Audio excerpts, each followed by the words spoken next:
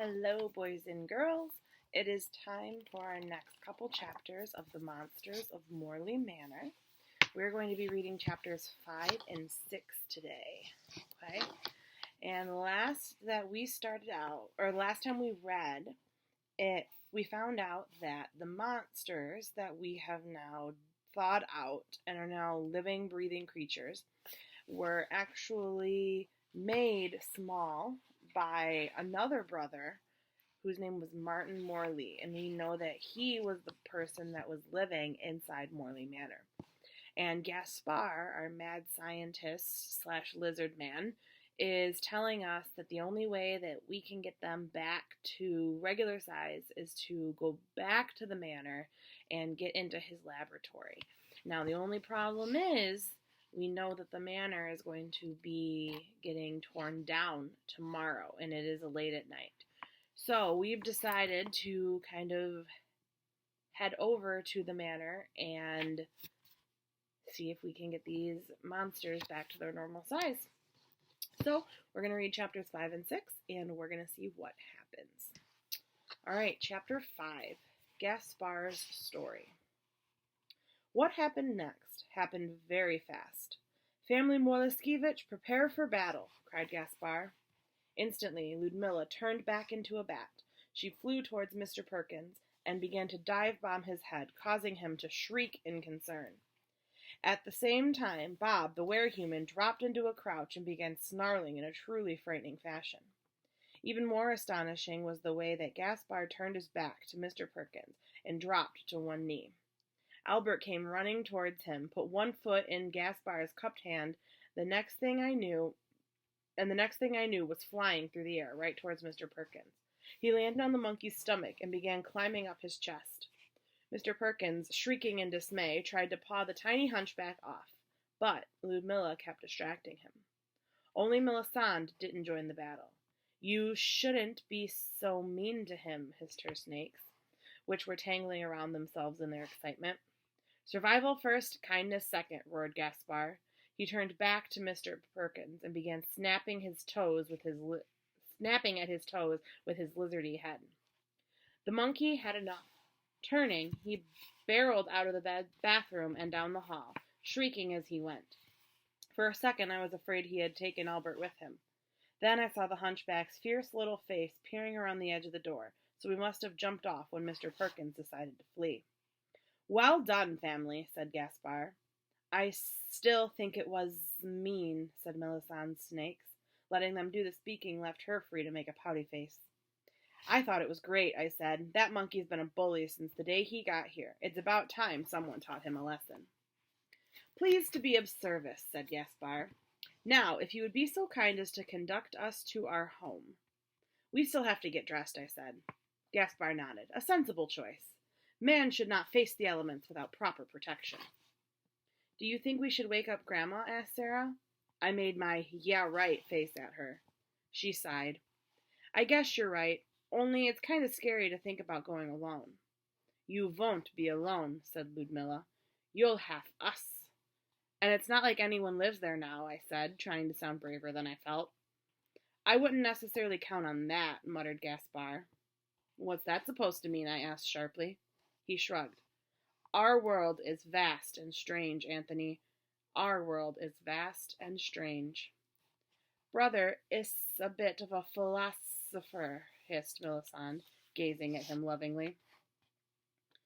The clock on the kitchen wall said 11:45. Grandma Walker was snoring quietly in her bedroom. Mr. Perkins glared at us from his perch in the corner of the kitchen, clearly nervous about the weird little creatures that had invaded the house. And Sarah and I were dressed and ready to head for Morley Manor. Before we left, we divided the monsters between us. Albert was riding in the right pocket of my yellow raincoat, Bob in the left. Ludmilla and Melisande were riding with Sarah. As for Gaspar, he was sitting on my collar, clinging to my ear to help him keep his balance. "Ready?" I asked. "Ready," said Sarah, though the quaver in her voice made it clear that she still wasn't sure about the idea. "Ready," said Gaspar. We stepped outside. The rain had stopped, but that appeared to be a temporary situation. Dark clouds hid any sign of the stars and moon, and thunder was rumbling ominously in the distance. So far for finding out whether Bob should have returned to his own shape or not, muttered Gaspar, glancing up at the pitch-black sky. It felt weird to have Gaspar clinging to my ear like that, but the position allowed him to talk to me, and as we slogged through the wet streets, he began telling me his story. Sarah moved closer, and he shouted a bit so she could hear too. I was born in Transylvania, he started, nearly a century ago. I was the second of a set of twin boys. My brother Martin beat me into the world by 13 minutes and 13 seconds. In those days, Martin and I were identical, not only in face, but in feeling. Our minds and our hearts were as one. We thought the same thoughts, felt the same feelings, and the thing we felt most strongly of all was curiosity. One evening in the summer of our 12th year, both our sisters had been born by then, though Melisande was still a toddler. Martin and I scaled the wall of an ancient, half-ruined castle that stood a mile from our village. Lightning streaked in the distance, and Gaspar paused to let the thunder rumble past us before he continued his story. The castle was said to be haunted. Martin and I set out to prove that it was not, though we half hoped it was. We had told our parents we were going to be camping for the night. Our real plans were more daring. I doubt either of us would have attempted such a thing on our own, but together we would try anything, no matter how foolhardy. We spread our blankets on the floor of the great hall. As night fell, we heard strange rustlings and stirrings. We tried to explain them away. Rats in the walls, the wind coming through a broken window. But then we heard something coming from below us, a moan that was unmistakably human, or at least something like a human. I shivered and noticed that Sarah and I were walking closer together than we had been a minute earlier. "Are you ready for this, brother?" asked Martin. "I'm at your side," I affirmed. Martin always took the lead in this way, claiming that it was his right as elder. In fact, a fact that sometimes annoyed and sometimes comforted me. But when it was time to move, we always went together. Side by side, we descended the castle stairs, searching for that moaning. Suddenly, Martin grabbed my arm. We stopped. In the darkness ahead of us loomed a tall, robed figure. Not solid, not real flesh, but seeming to be just a milky glow. It reached out to us, and the sight set autumn leaves whirling through my heart. Gaspar fell silent for a moment, lost in memories. "Who was it?" demanded Sarah. "What did you do?" My first thought was to flee. I probably would have, had I not had Martin by my side. Together we stood our ground. "What do you want, strange spirit?" asked Martin. "Why do you think it wanted anything at all?" I asked. "Ghosts always want something," said Sarah knowingly. "Otherwise they would just move on." "Precisely," said Gaspar. This spirit, as if freed to speak by Martin's question, told us it was a wizard named Wetner. His unhappy shade was imprisoned in the castle halls as punishment for his misdeeds in life. He paused, then added in a bitter voice, "I have since learned that this was not the complete truth." We heard a car coming and ducked behind some bushes to hide. Its wheels hissed on the wet street and sent up a spray of water as it passed. "Anyway," Gaspar continued once the car was gone, "Wetner asked for our aid in freeing his soul from its curse. Martin and I were glad to give that help, for it seemed like a grand adventure. However, the task he assigned us, finding and retrieving a huge jewel called the Heart of Zentazarna, turned out to be more terrifying than we could have imagined." "What did you do to get it? Or what did you have to do to get it?" asked Sarah eagerly. "It's a long story," said Gaspar, "and I don't have time to tell you all the details right now. Let it be enough to say that in order to free him, we had to use a book hidden in a secret library in the castle's eastern tower." He chuckled. "When Wentar told us how to enter that well-concealed room, I do not think he suspected how Martin and I would react to those books. He had offered us gold for our help, but the real reward was the books themselves." "Why?" asked Sarah, stepping down around a deep puddle. "Didn't you have any books of your own?" "We had plenty of books," said Gaspar. "Our father was a great scholar, but these books were filled with ancient and forbidden wisdom, the kind of secrets my twin and I had dreamed of finding, had spoken in low whispers late at night, but had never truly believed we could possess. Oh, how those pages fired our imaginations! What strange paths of discovery they led us to." "Sounds exciting," I said enviously. Gaspar sighed. It was, but there is a reason much of that knowledge is forbidden. Soon Martin and I were tampering with forces beyond our comprehension, walking an edge of danger that we barely understood. Then one night Martin fell through a hole in the world. Huh? I said, not very intelligently. It was the most terrifying moment of my life, said Gaspar, his voice heavy. Worse, even, than that first instant when we saw Wentard. It happened one midnight when Martin and I were in the forest, tracing a maze in the center of a clearing. It was stupid of us. The magic we were playing with was far beyond our understanding. But we had talked ourselves into thinking it was a good idea. This is the specialty of teenage boys. Martin, who had always insisted on going first, was walking the path ahead of me. I followed, holding a lantern. All of a sudden, I heard him cry out. Then, in an instant, he disappeared, just vanished right before my eyes. I was terrified and frozen by uncertainty. Should I keep walking the maze so that I would follow wherever he had gone? Should I wait for him? Should I run for help? I called his name over and over, but there was no answer. No sound at all, save that of the wind whispering through the trees above me. Gaspar's voice was heavy now. I have never known if it was wisdom or cowardice that kept me from taking those next steps along the maze. Nor do I know how long I stood there, unable to turn back, for fear I would break the spell and ruin Martin's chance of returning, unable to move forward for fear that I would disappear myself. I only knew it was long enough for my body to ache with the effort of holding still, yet not long enough for morning to come. Finally, in a burst of green light, Martin did return. He was Martin, yet not Martin, for something about him was different. His spirit was darker. Sorrow colored his eyes, and of what had happened, where he had been, he would not speak at all. As time went on and the retinence grew, where once there had been no secrets between us, now there were many. I no longer knew his heart as I once did.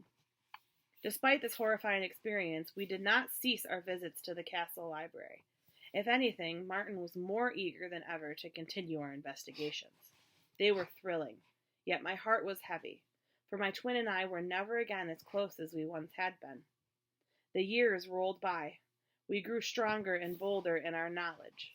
Albert came to work for us, which is a story in itself. Our family prospered. When our parents died, Martin and I took on the care of Ludmilla and Melisande. The war came and we survived that. Then, shortly after peace arrived, Martin decided we should move to America. Something terrible is coming, he kept saying, an evil almost beyond imagination. He was right, of course. The communists came and the grayness descended on our homeland. Gaspar fell silent, and I could sense that he was fighting back painful feelings. He was about to continue his story when we turned down Willow Street. Ahead, rising against the darkness, dark clouds massed behind it. It was Morley Manor. A streak of lightning sizzled out of the sky, illuminating its rickety towers.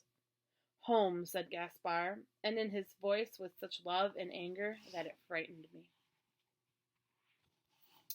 All right, Chapter 6. The 5 Little Monsters and How They Grew. The gate to Morley Manor was about 12 feet tall and had fierce spikes on the top. I was afraid that it would be locked, but I guess the new owner figured that since the place was going to be torn down, there was no point in bothering to help or to keep people out. Or maybe he just figured that no one with a brain in his head would want to go in there anyway. When I tried to open the gate, I realized there was another reason not to bother with a lock. The hinges were so badly rusted that I couldn't budge the thing. I wondered how they had gotten it open for the sale. Sarah, I grunted, give me a hand with this. She came up beside me. I looked at her and nodded. We clutched the wet metal bars and began to push with all our might. Suddenly, the gate lurched forward about a half a foot, letting out a terrible screech as it did. The rain was starting again, and, of course, we couldn't hold our umbrella while we were pushing. I shook my head to get the water out of my eyes and said, "Again!" Another screech, nearly lost in the rumble of thunder from overhead, and the gate lurched open just far enough for us to squeeze through if we turned sideways. My hair was soaked, and I wished that I had bothered to put up the hood on my raincoat the way Sarah had. Gaspar was soaked too. At least, I wasn't alone. Bob and Albert, on the other hand, had ducked under the flaps in my pocket so they stayed dry. It was weird to feel them moving around, almost as if I had a hamster in each pocket. Lightning crackled through the sky as we started up the walk. Thunder boomed and crashed. I expected Sarah to say she wanted to go home, but she didn't. I think having the monsters with us made us both feel braver. Spooky as Morley Manor was, it seemed like a natural home for our new friends. And since we were there to do them a favor, it somehow felt safe. It was a relief to get up on the porch and out of the rain. The front door was unlocked too, and opened much more easily than the gate had.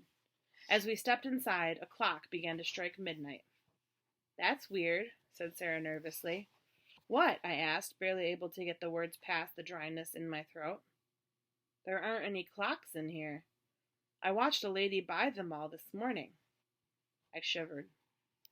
We let the monsters out of our pockets. The furniture was almost gone, sold or hauled away, but we found a wobbly table where we could set them. Then Sarah swung her flashlight around the room.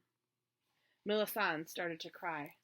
"Oh, our beautiful house," she hissed, clutching Ludmilla's arm. "Oh, sister, look what has happened to our beautiful house." The snakes on her head drooped mournfully. Ludmilla patted her on the shoulder, but her lip was trembling as she looked as if she were about to cry too. Gaspar just looked angry.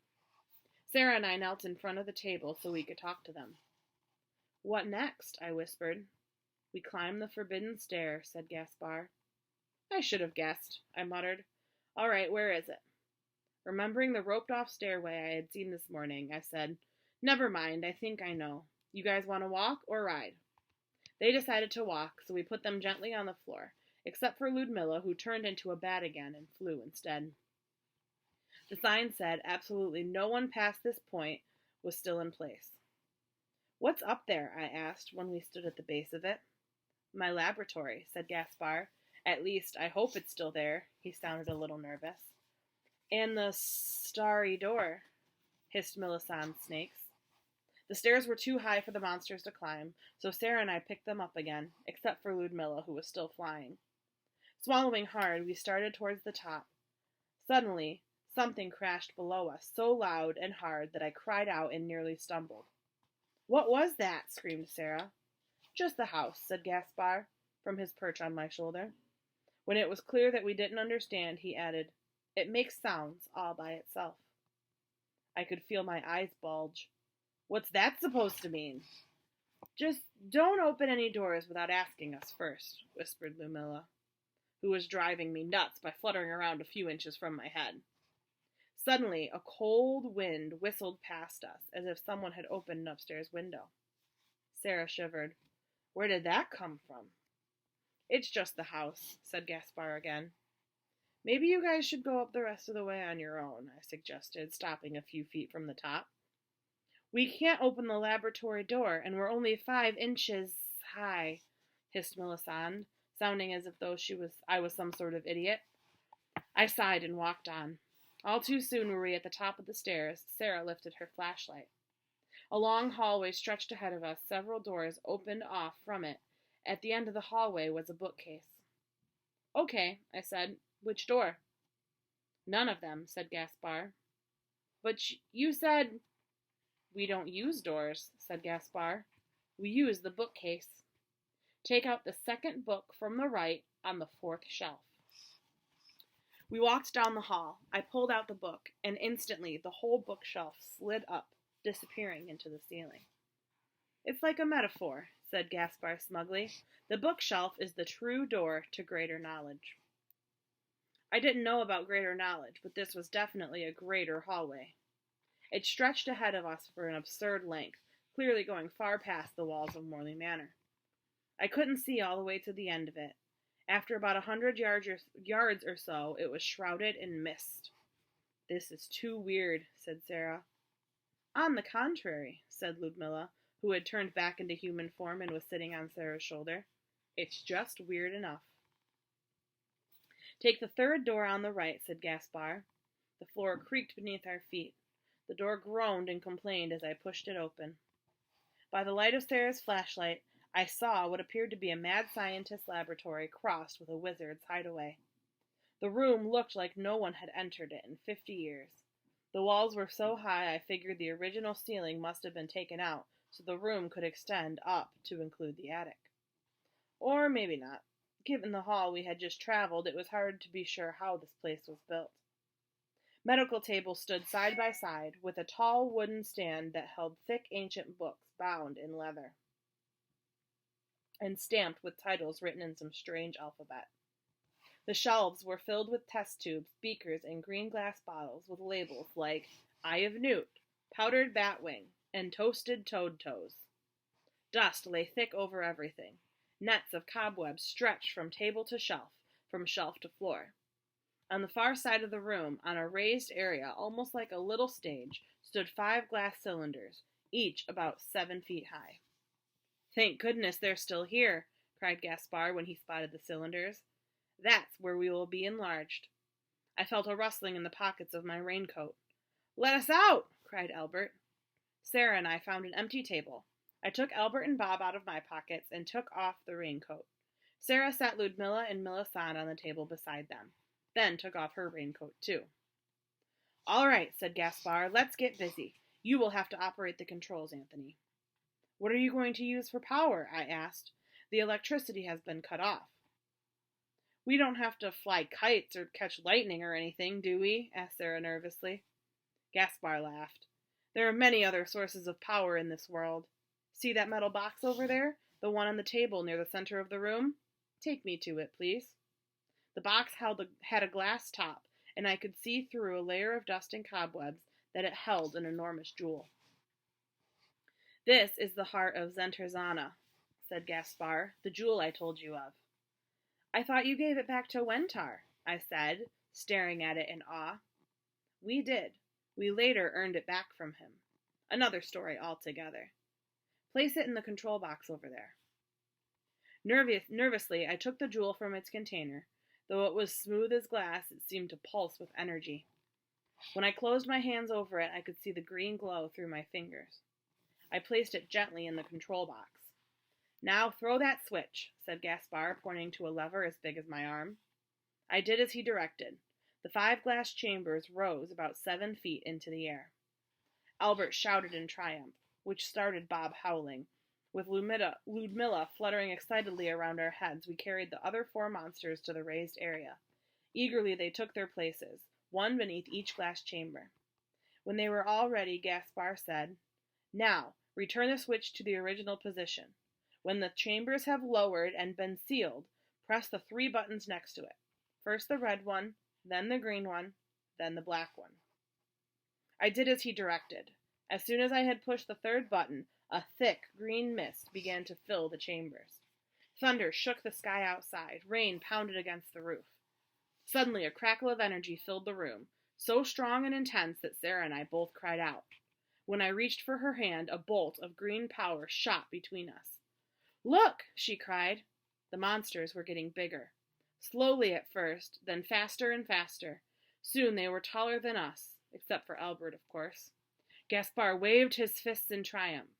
I wondered if it was going to be a good idea to let them out of his chambers. The choice was out of my own hands. The glass cylinders lifted on their own. "Big!" cried Gaspar in a deep baritone voice. "We're big again! Now is the evil spell reversed. Now are we ourselves once more." Albert leaped to the floor and began to caper around the room. Ludmilla swirled her cape and transformed herself into a bat that had the wingspan of at least 3 feet. Melisandre's snakes nearly tied themselves into knots, they were so excited. Bob threw back his head and howled with joy. "Ah, my young friends, the family Morley is deeply in your debt," said Gaspar, stepping toward me. I know he meant to be friendly, but now that he was over 6 feet tall, the lizard head was terrifying. I took a step backward. Sarah moved closer to me. Gaspar stopped and smiled, showing about 4,000 teeth. "I understand your reluctance for me to approach," he said. "Very well, you may be on your way."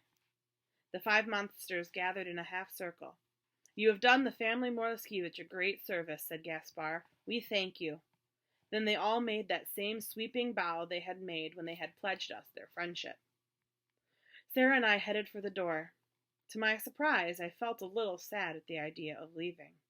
But I was proud, too. We had helped the monsters. My sorrow and pride lasted until I opened the door. "Yikes!" cried Sarah.